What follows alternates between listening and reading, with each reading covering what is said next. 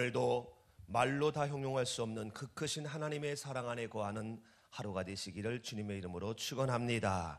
하나님을 표현할 때 가장 걸맞는 표현이 바로 사랑의 하나님입니다. 하나님은 사랑이신 줄로 믿습니다. 특별히 호세아에서의 전반을 통해 하나님의 사랑 가슴 아리는 역력히 엿볼 수가 있습니다. 특별히 오늘 본문 말씀 가운데 8절에 적극적인 애정이 표현되어져 있는데, 에브라임이여 내가 어찌 너희를 놓겠느냐, 이스라엘이여 내가 어찌 너희를 버리겠느냐. 어찌는 의문문입니다. 절대로 그럴 리가 없다. 절대로 내가 너희들을 놓지 않고 절대로 내가 너희들을 버리지 않겠다라고 애정을 표현하고 있는 것을 보게 됩니다. 근데 이 표현 앞에 사실 이런 표현이 쉽지 않다는 것을 알 수 있는 것은 1절부터 3절 가운데 말씀을 보게 되면, 이스라엘이 어렸을 때에 내가 사랑하여 내 아들을 애굽으로 불러냈다. 어렸을 때라는 것은 하나님께 기쁨이 되지 못할 때입니다. 자기 맘대로 자기 생각대로 하나님께 영광이 되지 아니할 그때에 그래도 사랑해서 내 아들을 불러냈다. 오늘 우리가 하나님의 자녀된 것처럼 백성들을 불러냈는데, 그들은 광야에서 오히려 선지자들을 통해서 하나님이 말씀하신 것들을 거부하고 점점 멀어지면서 오히려 바알과 아로새긴 우상 앞에 분향하는 엉뚱한 짓을 했던 거예요. 그래도 하나님은 크신 팔이 있으시기 때문에 영원하신 팔로 그들을 오히려 그들의 걸음을 가르치고 그들을 안아주었습니다. 안아주었어요. 여러분, 아버지의 팔 굉장히 크잖아요. 말씀은 없으셔도 뭐가 있으면은 이리 오너라 하면서 꼭 안아주시는 아버지의 팔, 정말 큰 팔이잖아요. 사랑이 가득 담긴 팔, 그러한 크신 팔로, 그 사랑의 팔로 그들을 안아줬고요, 또 몸이 안 좋을 때는요 그들을 고쳐주셨습니다. 그럼에도 불구하고 그거를 알지 못하는 이것이 바로 이 백성들이었습니다. 그런데도 8절 보니까 다시 내가 너를 놓지 않겠다라는 거예요. 놓지 않고 절대적으로 내가 너를 버리지 않겠다라고 이렇게 애정을 표현하고 있는 겁니다. 그러면서 계속 말씀합니다. 내가 어찌 너를 아드마와 같이 스보임같이 내가 놓겠느냐. 이 아드마와 스보임은 바로 어디냐면은 소돔과 고모라 주변에 있는 작은 성이었습니다. 소돔과 고모라의 타락으로 이들도 타락을 했는지 하여튼 멸망할 때 다 멸망당하고 마른 거예요. 다시는 내가 그와 같은 그러한 진노로 내가 너희들을 하지 않겠다. 이러한 사랑의 표현과 더불어 그 속에는 또 한 가지가 있죠. 간과해서는 안 되는 것은, 너희들이 무슨 죄를 지어도 무슨 악을 범해도 내가 더 이상 너희들을 책망하지 않겠다, 그 말씀만은 아닌 거지요. 너희들이 주변으로 인하여 그렇게 그냥 너희들은 모르는 사이에 무방비로 죄를 짓도록 내가 그냥 있지 않을 거다라는 거지요. 그들의 걸음을 인도하고 그렇게 하면 안 돼, 그렇게 하면 큰일 나, 인도하고 또 안아주시기도 하고 고쳐주시기도 하고, 그럼에도 불구하고 돌아서지 아니하면은 그가 감당할 수 있을 만큼의 그러한 채찍으로 이래 또한 그들을 사랑으로 돌보겠다라는 그러한 말씀인 거지요. 어떤 상황에서도 하나님과 거리가 멀어지지 않도록 내가 가만히 있지 않고 너희들을 끝까지 품어주시겠다라는 그러한 사랑의 표현인 것입니다. 이렇게 사랑할 수 있는 것 바로 뭐냐? 그것은 바로 하나님은 긍휼의 하나님이시기 때문에 그렇습니다. 내 마음이 내 속에 돌이키었다. 너희들의 사실 지금의 상황은요, 바벨론으로 애굽으로 돌아가지 말라고 했는데, 분명히 말라고 했는데 또 다시 그쪽으로 돌아가려고 그래요. 그래서 결국은 아수르를 통해서 멸망을 당할 수밖에 없습니다. 그래서 너희들은 이렇게 매를 맞고 혼을 나야 정신을 차리기 때문에 내가 지금 당장 매를 들고 싶은 마음이 내 마음이지만, 지금 너희들이 어린애 같으니까 그래도 내 마음을 돌이켜서 내가 너희들을 긍휼히 내가 보고 있는 거다라고 이렇게 말씀을 하고 있는 것을 봅니다. 긍휼이 온전히 불붙듯하다. 정말로 부모의 마음이지요. 부모의 마음. 이 긍휼이라는 것은 나함이라는 표현으로 볼 때는 정말로 노숙인을 보면은 불쌍히 여기는 거예요. 어쩌다 저렇게 됐을까? 그리고 근친의 사랑, 형제를 사랑하고 이렇게 사랑하는 거 있지요. 피부치를 사랑하는 이러한 나함이라는 그러한 평범한 의미가 있는가 하면은 헤킴을 하는 의미, 자궁 속에 있는 아이를 향한 어머니의 마음, 이러한 아주 깊은 적극적인 그 사랑의 표현이 바로 이 긍휼인 것입니다. 몇 번 말씀을 드렸습니다마는 자궁 안에 있는 아이를 향한 엄마의 마음이 어떻습니까? 최선을 다하잖아요. 먹을 것도 조심하고 보는 것도 조심하고 심지어 생각하는 것도 조심합니다. 왜요? 자궁 속에 있는 그 아이에게, 그 어린 아이에게 부정적인 영향이 갈까 봐 엄마는 인생 가운데 최고의 정성을 다하는 것이 바로 아이를 임신하고 있는 10개월이지 않겠습니까? 우리 어머니들 다 아시잖아요.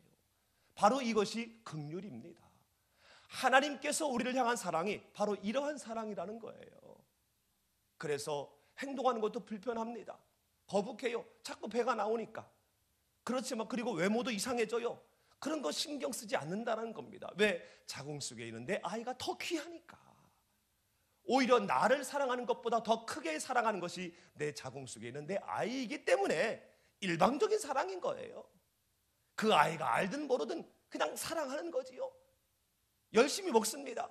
내 배를 채우기가 위해서가 아니라 내 뱃속에는 아이를 위해서 열심히 먹는 거예요. 바로 하나님께서 우리를 사랑하는 것이 바로 이와 같은 사랑이다라는 겁니다. 어찌 보면은요, 어찌 보면이 아니라 사실적으로 볼 때 이러한 사랑, 배교함에도 불구하고 끝까지 그들을 사랑하고 사랑하는 이 사랑, 사람으로서는 정말 할 수 없는 사랑이지요. 그래서 9절 말씀에도 보게 되면 내가 나의 맹렬한 진노를 나타내지 아니하며 다시는 에브라임을 멸하지 아니하리니 이는 내가 하나님이요 사람이 아닙니다.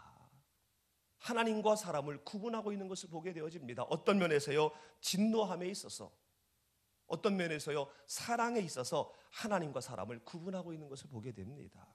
사람의 사랑 어떻습니까? 결국은 유한하지요. 아무리 사랑해도요, 내 부모님을 내가 아무리 사랑해도요, 존경해도요, 부모님은 돌아가시면 더 이상 사랑할 수 없어요. 더 이상 만남과 사드릴 수 없고요, 좋은데 함께 모시고 다니면서 여행할 수 없어요. 사람의 사랑은 다 유한합니다. 끝이 있습니다. 그리고 상대적입니다. 나한테 잘해주면 나도 잘해주고, 나를 서운하게 하면은요, 계속 사랑할 수 있는 능력이 없습니다. 재간이 없어요. 똑같이 싫어해요. 그리고 환경적입니다. 내가 좀 환경이 괜찮으면은요, 사랑의 크기가 커요. 근데 내가 환경이 어렵고 경제적인 어려움이 있으면은요, 사랑이 요만해져요. 그래서 요만한 것도 용서를 못하고요, 요만한 것 갖고도 트집을 잡고요. 이렇게 되는 게 사람의 사랑입니다. 그리고 사랑은 대부분이 다 조건이 있어요. 이렇게 했기 때문에 그 사랑에 대한 제목이 다 있다라는 거예요. 이게 사람의 사랑이지요. 그치요? 그래서 온전한 사랑이, 온전한 긍휼이 될 수가 없는 겁니다. 사람은 이랬다 저랬다 변덕이 죽을 듯 한다고 그러지요. 죽을 끓을 때 보면 어떻습니까? 기포가 쉴 수 없이 바뀌어요. 기포가 죽 끓을 때 보면. 이 사람의 마음이 그렇다라는 겁니다. 죽고 못 사는 연인과의 관계, 내가 니네 집 데려다 줄게, 또 데려다 줄게, 이렇게 하면서 밤샘 줄 모르면서 서로 애틋한 사랑을 나누는 경험이 있으십니까? 없으신가요? 오직 예수, 오직 말씀. 근데 그러다가 오해이든 실수이든 하게 되면요, 하루아침에 원수 사이가 되어져요. 요즘에는 뉴스상에 보게 되면 참 마음에 이마가 찌푸려지는 일들이 참 많이 있는데, 갑자기 노상에서 한 여자가 칼에 찔려 죽었어요. 유부녀인데. 그래 보니까 이 사람 누가 죽였냐면, 그리고 죽인 사람은 또 옆에서 쳐다보고 있더래요. 도망가지도 않고. 근데 이 관계가 어떤 관계냐면 내연 관계도 아닙니다. 헬스클럽을 같이 다니는 사람들인데, 이야기를 하고 하다 보니까 이 여인, 이 유부녀가 굉장히 친절한 사람인 거예요. 거절 잘 못하고. 그러다 보니까 이 총각한테도 친절하게 대한 거예요. 근데 이 총각이 좀 필요 이상으로 오니까 안 되겠다, 이러면 안 돼 라면서 이렇게 타일른 거예요. 타일르니까 이게 더 그냥 좋아진 마음이 생겼는지 몰라도 자꾸 피하니까 그냥 노상에서 가서 칼로 찔러 죽인 거예요. 이게 사람의 사랑이에요. 이게 사람의 사랑. 심지어는요, 천륜을 저버리는 그러한 일들도 얼마나 많이 있습니까?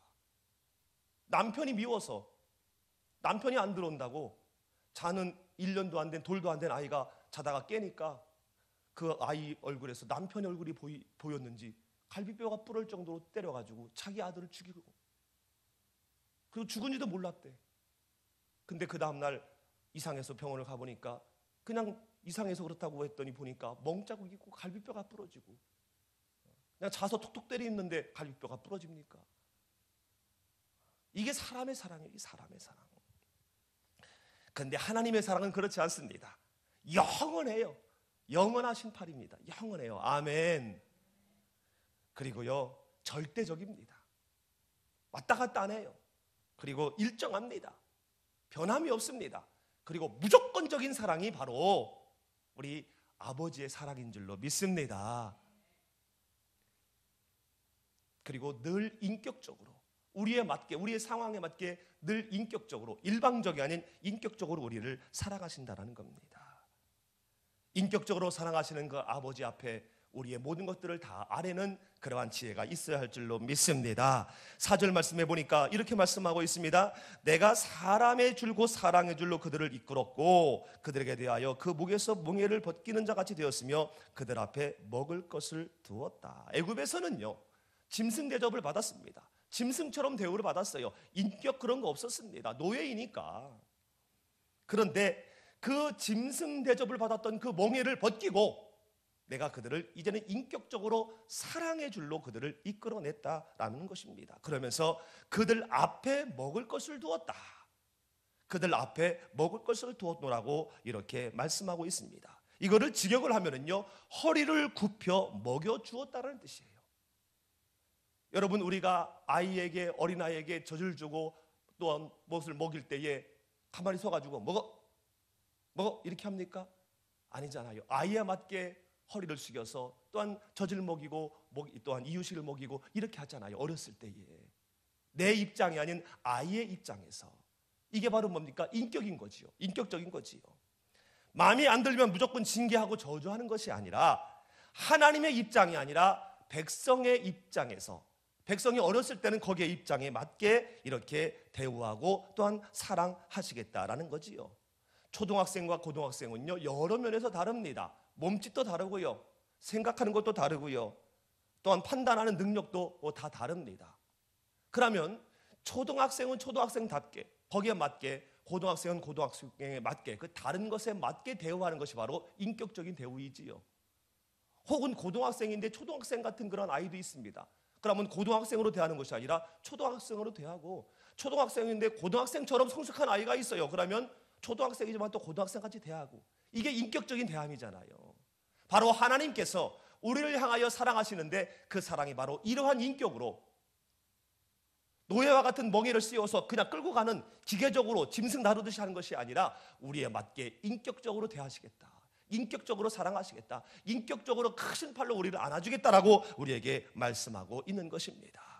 여러분, 얼마나 좋으신 하나님이십니까? 이 아버지가 저와 여러분의 아버지신 줄로 믿습니다. 우리의 상황과 믿음의 분량에 맞게 오늘도 하나님은 우리의 걸음을 가르치시고 또한 안아주시며 고쳐주실 겁니다.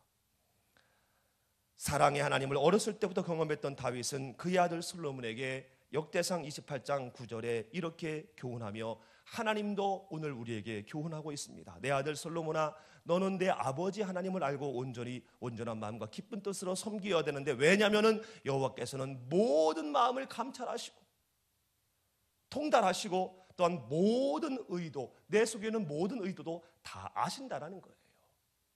우리의 모든 상황을 다 알고 계신다라는 겁니다.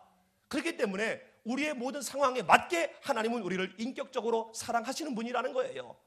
그러므로 그분을 온전한 마음으로 기쁜 뜻으로 그를 섬기고, 그리고 찾을 만할 때 그를 찾으면 만나주시겠다는 겁니다.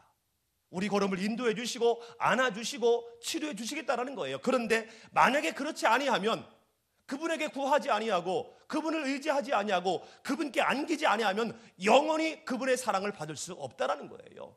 그분의 사랑이 스쳐 지나간다라는 거예요. 느끼지 못한다라는 거예요. 외로움 상태 그냥 있다라는 거예요. 질병 가운데 그냥 있을 수밖에 없다라는 거예요. 우리의 모든 형편, 의도를 아시는 참 좋으신 크신 팔 갖고 계신 아버지께 오늘 여러분 안기시고 또한 내놓으심으로 말미암아 오늘도 우리의 마음과 우리의 모든 의도를 아시는 그분의 사랑 안에 거하심으로 오늘도 그분을 찾고 만나고 그분의 사랑 안에 안전하게 거하는 오늘 하루가 되어지시기를 주님의 이름으로 축원합니다.